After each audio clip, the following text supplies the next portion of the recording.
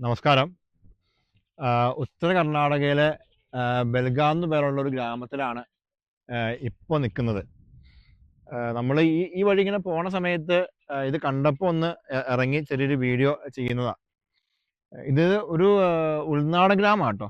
ബെൽഗാമിന് അടുത്തുള്ള സാംബ്ര എന്ന് പറയുന്ന ഉൾനാടൻ ഗ്രാമമാണ് ഇത്. അവിടെയൊക്കെ നല്ല വലിയ മലകളാണ്. ആ മലകൾ സൂം ചെയ്യാൻ പറ്റുമോ?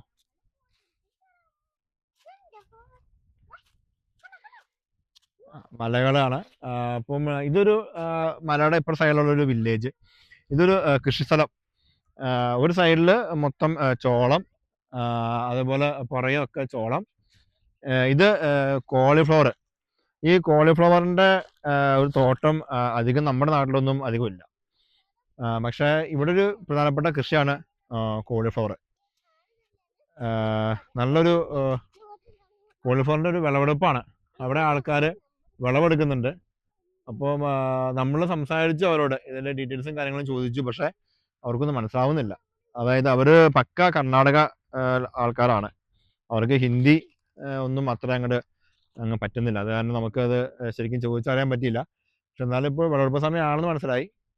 ഇതിൻ്റെ പ്രത്യേകത, ഇവിടെ കോളിഫ്ലവർ അപ്പുറേ കരിമ്പ് നിൽക്കുന്നുണ്ട്, അതിൻ്റെ അപ്പുറേ വേറെ എന്തോ ചെടികൾ നിൽക്കുന്നുണ്ട്. നമുക്ക് അത്ര മനസ്സിലാവുന്നുള്ളൂ. ചീര നിൽക്കുന്നുണ്ട്. അങ്ങനെ പലവിധ കൃഷികളാണ് ഇവിടെ ഉള്ളത്.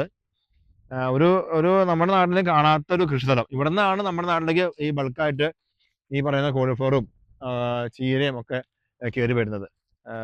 ഇതൊരു മഹാരാഷ്ട്രയ്ക്ക് അടുത്താണ് കേട്ടോ. കർണാടകയിലെ ബെൽഗാം എന്ന് പറഞ്ഞാലും ബോർഡർ ബോർഡർ വില്ലേജായിട്ട് വരും ബെൽഗാം. നല്ല ഭംഗിയുള്ള, കാണാൻ നല്ല ഭംഗിയാട്ടോ. ഈ ഒരു കരിമ്പിൻ തോട്ടവും ഈ ചോളപ്പാടങ്ങളും അതേപോലെ ഈ കോളിഫ്ലവറിൻ്റെ തോട്ടമൊക്കെ കാണാൻ നല്ലൊരു ഭംഗിയുള്ളൊരു സ്ഥലമാണ്. നല്ലൊരു അടിപൊളി സ്ഥലം.